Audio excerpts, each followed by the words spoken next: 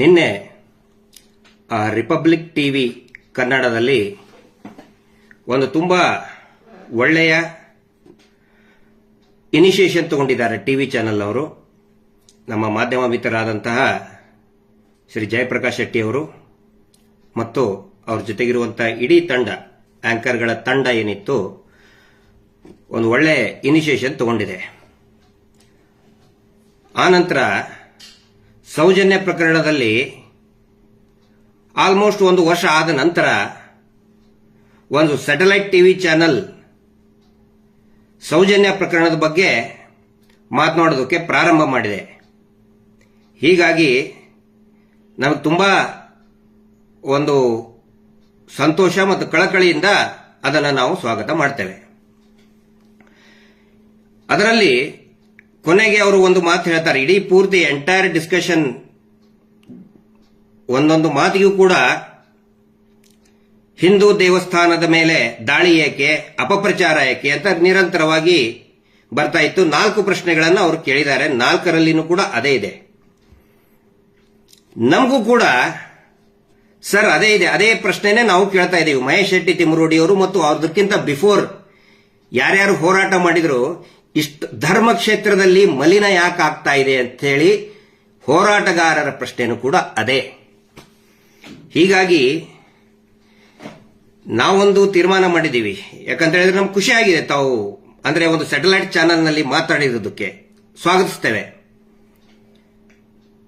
ತಾವು ಹೇಳಿದ್ರಿ ಯಾರೇ ಸಾಕ್ಷಿ ಇದ್ರು ಏನೇ ಇದ್ರು ಕೂಡ ಬಂದು ತೋರಿಸಬಹುದು, ಸಾಕ್ಷಿನೇ ಇರಬೇಕು ಅಂತ ಹೇಳಿದ್ರಿ.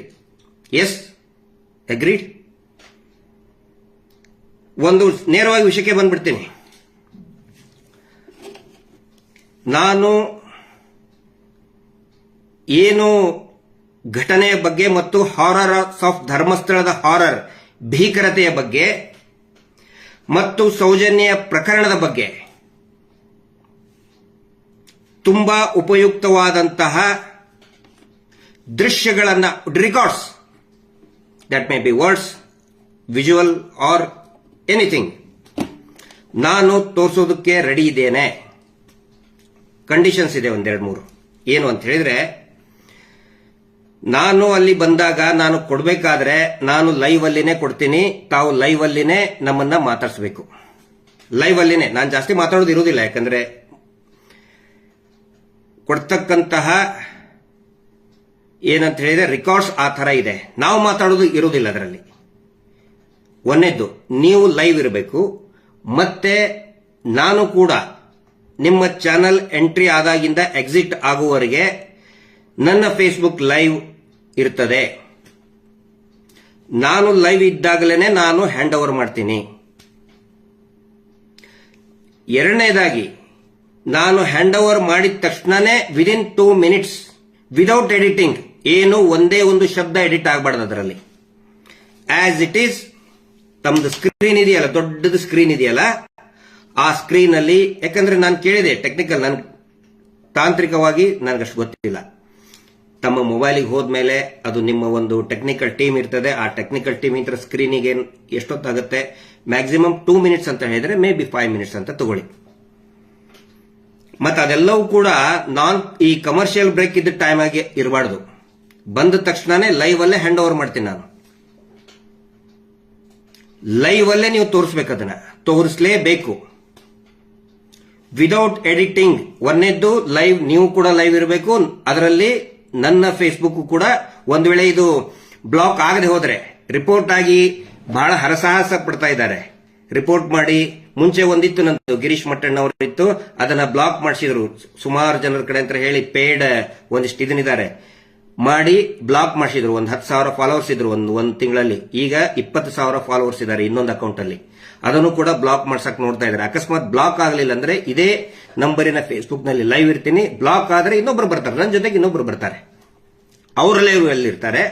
ಆ ಲೈವ್ ಅಲ್ಲಿ ನಾವು ಏನು ಮಟೀರಿಯಲ್ ಕೊಡ್ತೀನಲ್ಲ ಅದನ್ನ as it is without editing ಪೂರ್ತಿಯಾಗಿ ನೀವು ತೋರಿಸಬೇಕು. ಆಗುತ್ತಾ? ನಾನು ಕೇಳ್ತಾ ಇದ್ದೀನಿ ನಿಮಗೆ. ಮೂರನೇದ್ದು, ಪ್ರೊಟೆಕ್ಷನ್ ಆಫ್, ಈಗ ಏನು ವಿಟ್ನೆಸ್ ನಾನು ತೋರಿಸ್ತೀನಲ್ಲ ಅವ್ರಿಗೊಂದು ಪ್ರೊಟೆಕ್ಷನ್ ಅಂತ ಬೇಕಲ್ಲ. ಈಸಿಯಾಗಿ ಹೇಳಿಬಿಡ್ಬೋದು. ಪೊಲಿಟಿಕಲ್ ಅಲಿಗೇಷನ್ ಮಾಡೋದು ತುಂಬಾ ಸುಲಭ, ಅಥವಾ ಇನ್ಯಾವುದಾದ್ರೂ ಇಶ್ಯೂ ಬಗ್ಗೆ ಅಲಿಗೇಷನ್ ಮಾಡೋದು ತುಂಬಾ ಸುಲಭ. ಆಯ್ತು, ಸಾಕ್ಷಿ ಇದ್ರೆ ತಗೊಂಡು ಬನ್ನಿ ಅಂತ ಹೇಳ್ತಿದ್ರಲ್ಲ, it is a most sensitive criminal ಕೇಸಿಗೆ, brutal rape and gang rape and murder ಕೇಸಿಗೆ ಸಂಬಂಧಪಟ್ಟಂತದ್ದು. ಹಿಂದೆ ನಡೆದಂತದ್ದು ಯಾಕೆ ಪ್ರಕರಣ ಇದು ಸರಿಯಾದ ದಿಕ್ಕಿನಲ್ಲಿ ಸಾಗಲಿಲ್ಲ ಅಂತ ಹೇಳಿದ್ರೆ, ನಿರಂತರವಾಗಿ ಸಾಕ್ಷಿಗಳನ್ನ ಕೊಲ್ತಾನೆ ಬಂದ್ರು. ಹಿಂಗಾಗಿ ಅದು ರಿಪೀಟ್ ಆಗೋದು ಬೇಡ ಅಂತ ಹೇಳಿ ಪ್ರೊಟೆಕ್ಷನ್ ಆಫ್ ವಿಟ್ನೆಸ್ ಅದರ ಜವಾಬ್ದಾರಿ ತಗೋಬೇಕು. ಖಂಡಿತ ನೀವು ನಾಳೆ ಅಂದ್ರೆ ನಾಳೆ ಬರ್ತೀನಿ, ಐ ಆಮ್ ರೆಡಿ, ಓಡಿ ಹೋಗ್ತಾ ಇಲ್ಲ ನಾವು. ದಯವಿಟ್ಟು ನಮಗೊಂದು ಅವಕಾಶ ಕೊಡಿ. ಆನಂತರ ನೀವು ಕೇಳಬಹುದು, ಏನ್ ತೋರಿಸ್ತೀರಿ ನೀವು, ಏನ್ ತೋರಿಸ್ತೀರಿ, ನಾನು ಈಗ ಹೇಳಲ್ಲ. ಆ ನಂತರ ನಾನು ನಿಮಗೆ ಎನ್ಶೋರ್ ಮಾಡ್ತಾ ಇದ್ದೇನೆ, ನಾನು ನಿಮಗೆ ಪ್ರಾಮಿಸ್ ಮಾಡ್ತಾ ಇದ್ದೇನೆ, ಎಲ್ಲರ ಮುಂದೆ ಲೈವ್ ಅಲ್ಲೇ ಪ್ರಾಮಿಸ್ ಮಾಡ್ತಾ ಇದ್ದೇನೆ, ಅದು ಯಾವೂ ಕೂಡ ಎಐ ಟೆಕ್ನಾಲಜಿ ಯೂಸ್ ಮಾಡಿದಂಥದ್ದಲ್ಲ. ಈಗ ಅಂದ್ರೆ ಅವರೊಂದೇನೋ ತೋರಿಸ್ಬಿಟ್ರು, ನಾವೊಂದು ವಿಡಿಯೋ ಮಾಡಬೇಕು, ನಾವೊಂದು ವಿಡಿಯೋ ಮಾಡಿದ್ವಿ, ಅದನ್ನ ನೀವು ತೋರಿಸ್ರಿ, ಖಂಡಿತ ಅಲ್ಲ. ಆ ನಂತರ ನಾನು ಡಿಬೇಟಿಗೆ ಬರುವುದಿಲ್ಲ, ನಾಟ್ ಅ ಡಿಬೇಟ್. ನೋಡಿ, ನನ್ನನ್ನು ನಂಬಿ, ಪ್ಲೀಸ್ ನಮ್ಮನ್ನ ನಂಬಿ ಅಂತ ಹೇಳೋದಕ್ಕೆ ನಾನು ಬರ್ತಾ ಇಲ್ಲ. ನೈಜ ಘಟನೆಯ ದಾಖಲೆಯನ್ನ ಧರ್ಮಸ್ಥಳ ಎನ್ನುವಂತಹ ಪವಿತ್ರ ಕ್ಷೇತ್ರದಲ್ಲಿ ನಡೆದಂತಹ ಭೀಕರತೆಯನ್ನ, ನೈಜತೆಯನ್ನ ತೋರಿಸ್ತೀನಿ, ನನ್ನ ಜೊತೆಗೆ ತಗೊಂಡು ಬರ್ತೀನಿ. It's my promise. ಅದನ್ನು ನೋಡಿದ ಮೇಲೆ ನಾನು ಇದನ್ನ ಜನಗಳು ಖುಷಿಯಾಗಬೇಕು ಅಂತ ನಾನು ಹೇಳ್ತಾ ಇಲ್ಲ, ನನ್ನನ್ನು ಮೆಚ್ಚಬೇಕು, ವಾ ಅನ್ಬೇಕು ಅಂತ ಹೇಳ್ತಾ ಇಲ್ಲ. ಅದನ್ನು ನೋಡಿದ ಮೇಲೆ let the government decide, let the police department decide, let the judiciary decide. ನಾನು ಅವ್ರ ಗಮನಕ್ಕೆ ತರೋದಕ್ಕೆ ಈ ಒಂದು ಪ್ರಯತ್ನ ಮಾಡ್ತಾ ಇದ್ದೀನಿ, ಮತ್ತು ಅದಕ್ಕೆ ನೀವು ಒಳ್ಳೆ ಒಂದು ಅವಕಾಶವನ್ನ ಕೊಟ್ಟಿದ್ದೀರಿ, ಅದಕ್ಕೆ ನಾನು ನಿಮ್ಗೆ ಥ್ಯಾಂಕ್ಸ್ ಹೇಳ್ತಾ ಇದ್ದೀನಿ. ರಿಪಬ್ಲಿಕ್ ಕನ್ನಡ ಟಿವಿಗೆ ಯಾರು ಈ ತರ ಒಂದು ಅವಕಾಶವನ್ನು ನಮಗೆ ಕೊಟ್ಟಿದ್ದಿಲ್ಲ ಸರ್, ನೀವು ಕೊಟ್ಟಿದ್ದೀರಿ. ಸೊ ಅರ್ನಬ್ ಅವ್ರ ಬಗ್ಗೆನೂ ಕೂಡ ನನಗೆ ತುಂಬಾ ಗೌರವ ಇದೆ. ನಿರ್ಭಯ ಪ್ರಕರಣದಲ್ಲಿ ಎಷ್ಟು ಚೆನ್ನಾಗಿ ಅವರು ಡಿಬೇಟ್ ಮಾಡ್ತಾ ಇದ್ರಂದ್ರೆ ಎಚ್ಚರಿಸ್ಬಿಟ್ರು ಅವರು, ಇಡೀ ಸರ್ಕಾರವನ್ನ ಎಚ್ಚರಿದ್ದು ಅರ್ನಬ್ ಗೋಸ್ವಾಮಿ. ಸೊ ಅವ್ರ ಬಗ್ಗೆ ಬಹಳ ರೆಸ್ಪೆಕ್ಟ್ ಇದೆ. ಮತ್ತೆ ನಿನ್ನೆನೂ ಕೂಡ ನೀವು ಮಾತಾಡಿದ್ದು ನಮಗೆ ಹೇಳಿದಿರಲ್ಲ, ಇದ್ರೆ ತಗೊಂಡು ಬನ್ನಿ ಅಂತ ಹೇಳಿ, ನಾನು ರೆಡಿ ಇದ್ದೀನಿ. ಈ 3 ಕಂಡೀಷನ್, ನಿಮ್ಮ ಕಂಡೀಷನ್ ಕೂಡ ನಾನು ಓಕೆ. ನೀವು ಹೇಳಿದ್ರಿ ಏನು, ಏನೋ ನನಗೆ ಹೇಳಕ್ಕೆ ಬರೋದಿಲ್ಲಪ್ಪ, ದೇವಮಾನವ ಅಂತ ಕರೀತಾರಲ್ಲ, ಅವ್ರ ಬಗ್ಗೆ ಬೈಬಾರ್ದು ಅಂತ ಹೇಳಿದ್ರಿ. ನಾವಾಗೆ ಯಾವತ್ತಿಗೂ ಕೂಡ ಅವ್ರಿಗೆ ಬೈದಿಲ್ಲ. ಇನ್ನೊಬ್ರು ಅವ್ರ ಮೇಲೆ ಬೆರಳು ಮಾಡುವ ಹಂಗೆ ಅವರೇ ಮಾಡ್ಕೊಂಡಿದ್ದು. ಯಾಕೆ ಅಂತ ಹೇಳಿದ್ರೆ, ಆರೋಪ ಇದ್ದಿದ್ದು ಅವ್ರ ಮೇಲಲ್ಲ, ಯಾರು ಕೂಡ ಅವರು ಅತ್ಯಾಚಾರ ಮಾಡಿದ್ದಾರೆ, ಕೊಲೆ ಮಾಡಿದಾರಂತೆ ಖಂಡಿತ ಯಾರು ಹೇಳಿಲ್ಲ. ನಾವಂತೂ ಹೇಳಿಲ್ಲಪ್ಪ, ನಾನಂತರೂ ಹೇಳೇ ಇಲ್ಲ. ಆದ್ರೆ ಯಾವಾಗ ಅವರ ತಮ್ಮನ ಮಗ ವಿದೇಶದಲ್ಲಿ ಇದಾನಂತ ಹೇಳಿ ಅವರು ಜೆರಾಕ್ಸ್ ಕಾಪಿ ಹಿಡ್ಕೊಂಡು ಕಲರ್ ಪ್ರಿಂಟ್ಔಟ್ ವೀಸಾ ಕಾಪಿ ಹಿಡ್ಕೊಂಡು ನಮ್ಮ ತಮ್ಮನ ಮಗ, ನಮ್ಮ ಮಗು ಇಲ್ಲಿದ್ದಿದ್ದಿಲ್ಲ, ಅಮೆರಿಕಾದಲ್ಲಿ ಇತ್ತು ಅಂತ ಹೇಳ್ತಲ್ಲ, ಅವಾಗ ನಮಗೆ ಕಾಡಿದಂತಹ ಒಂದು ಪ್ರಶ್ನೆ ಏನಂತ ಹೇಳಿದ್ರೆ, ಆರೋಪ ಇದ್ದಿದ್ದು ಆ ತಮ್ಮನ ಮಗನ ಮೇಲೆ. ಆ ತಮ್ಮನ ಮಗ, ಅವ್ರ ಮಗು ಉತ್ತರ ಕೊಡಬಹುದಿತ್ತಲ್ಲ. ಮಗು ಅಂದ್ರೆ ಮಗು ಲಾಲಿ ಹಾಡೋ ಮಗು ಅಲ್ಲ. ಮೈನಿಂಗ್ ಕಂಪನಿ MD ಆಗಿ 2009 ನಲ್ಲಿ he was the MD of a mining company. ಅಲ್ಲೇ ಕುತ್ಕೊಂಡು ಒಂದು ವಿಡಿಯೋ ಮಾಡ್ಕೊಂಡು ಹೇಳ್ಬಹುದಾಗಿತ್ತಲ್ಲ. ಅಕಸ್ಮಾತ್ ಇದ್ದರೆ, ಅಲ್ಲೇ ಇದ್ದಿದ್ದರೆ ಒಂದು ವಿಡಿಯೋ ಮಾಡ್ಕೊಂಡು ಹೇಳ್ಬಹುದಾಗಿತ್ತಲ್ಲ. ಆಯ್ತಪ್ಪ, ಅವರ ತಂದೆ ಹೇಳ್ಬಹುದಾಗಿತ್ತಲ್ಲ, ತಂದೆ ಯಾಕೆ ಬರಲಿಲ್ಲ? ಇವರು ಮುಂದೆ ಬಂದು ಜೆರಾಕ್ಸ್ ಕಾಪಿ ಹಿಡ್ಕೊಂಡು ಕಲರ್ ಪ್ರಿಂಟ್ಔಟ್ ಹಿಡ್ಕೊಂಡಿದ್ದಕ್ಕೆ ಎಲ್ಲರೂ ಅವ್ರನ್ನ ಪ್ರಶ್ನೆ ಮಾಡ್ತಾ ಇದ್ದಾರೆ. ಇಲ್ಲಿ ಇನ್ನೊಂದು ಡೆವಲಪ್ಮೆಂಟ್ ನಡೀತದೆ. ಇವರು ತಂದೆಯವರು ಹೋಗ್ತಾರೆ CBI, ದಯವಿಟ್ಟು ನೋಡಿ ಇದನ್ನ.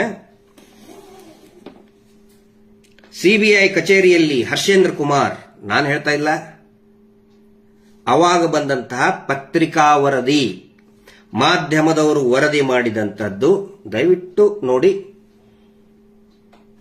CBI ಕಚೇರಿಯಲ್ಲಿ ಹರ್ಷೇಂದ್ರ ಕುಮಾರ್ ವಿದ್ಯಾರ್ಥಿನಿ ಸೌಜನ್ಯ ಪ್ರಕರಣ,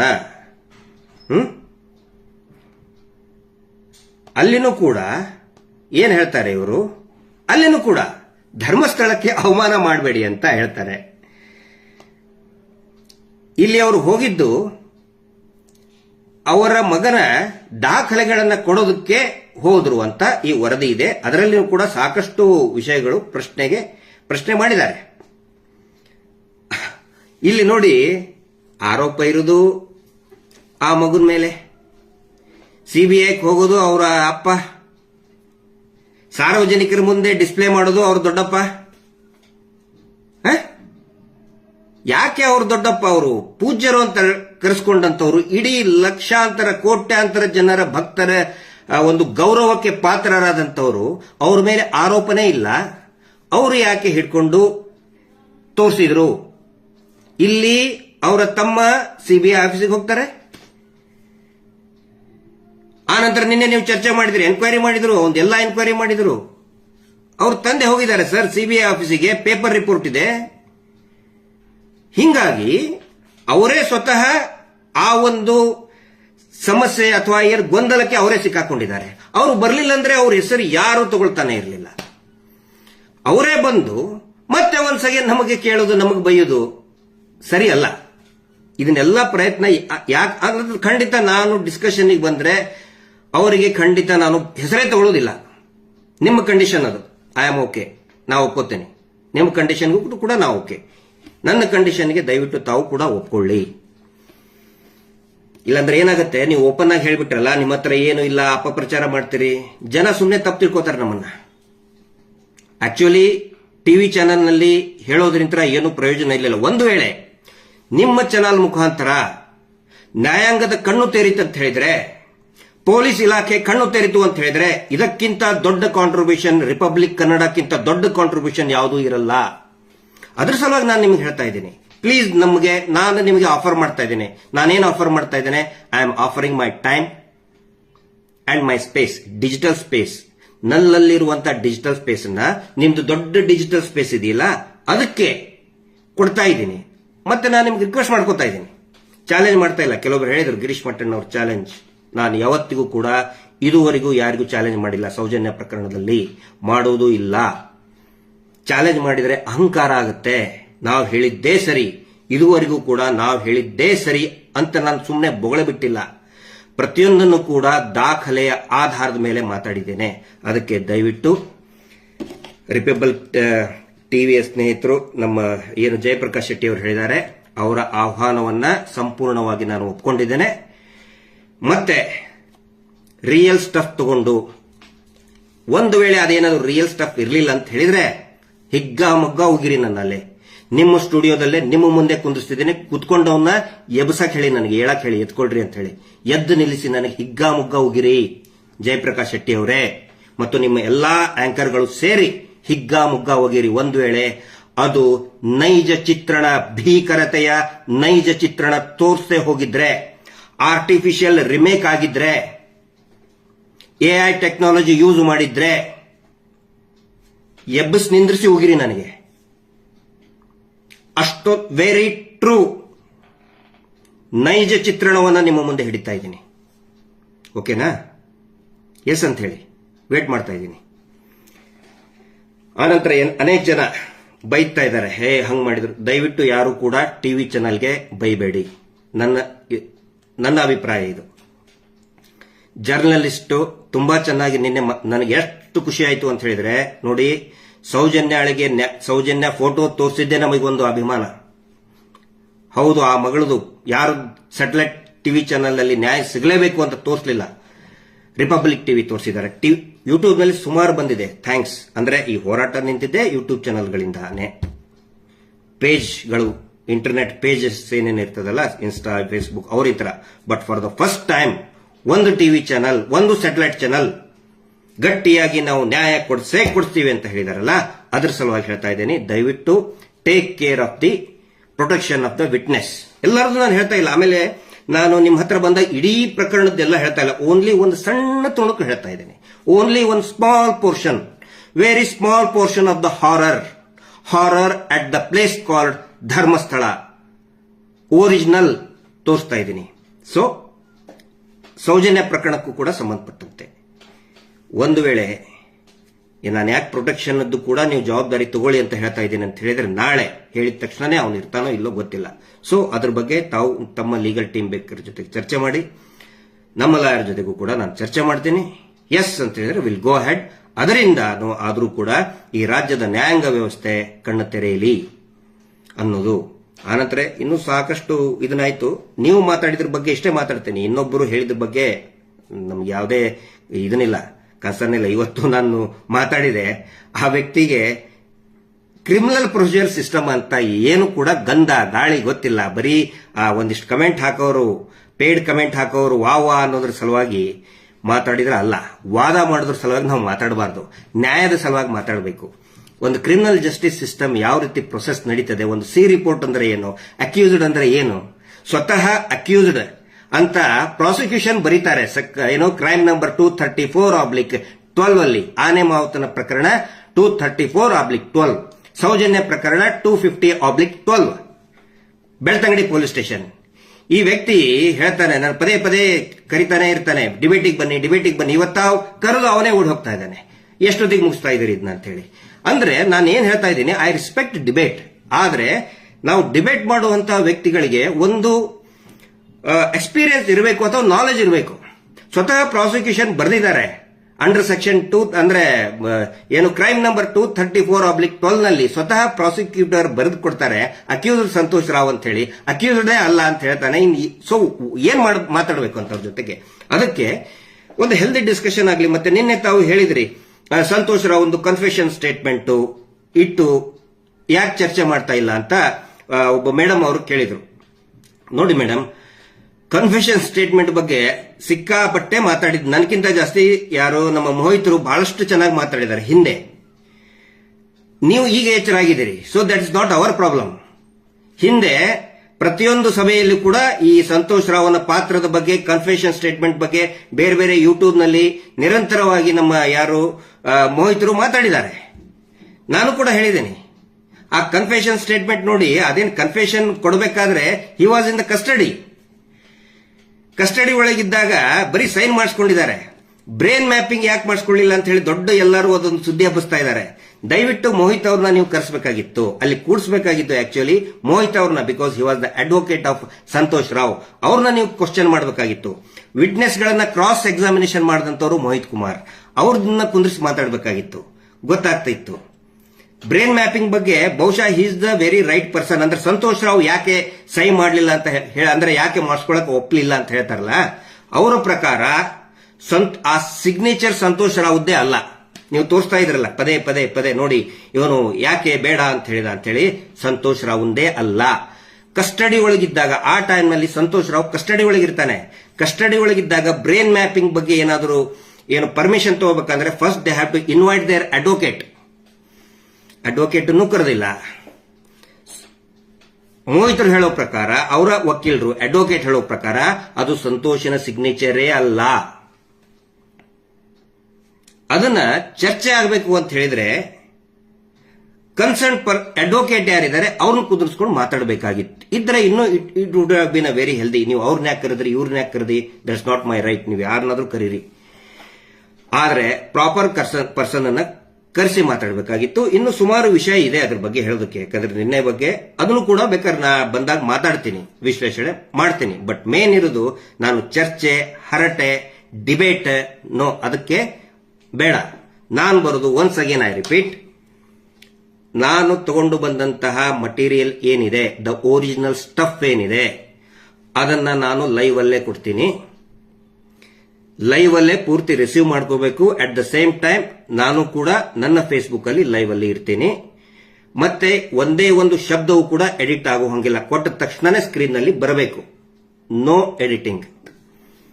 ಪ್ರೊಟೆಕ್ಷನ್ ಆಫ್ ದ ವಿಟ್ನೆಸ್. ಇಷ್ಟಾದ್ರೆ ಖಂಡಿತ ಬರ್ತೀನಿ. ಹೆಂಗಿದೆ offer? It is a request, not a challenge. ಹ್ಞೂ ಅಂತೀರಾ? ಹ್ಞೂ ಅಂತೀರಾ? ವೇಟ್ ಮಾಡ್ತಾ ಇದ್ದೀನಿ. Justice for Soujanya. ನಮಸ್ತೆ.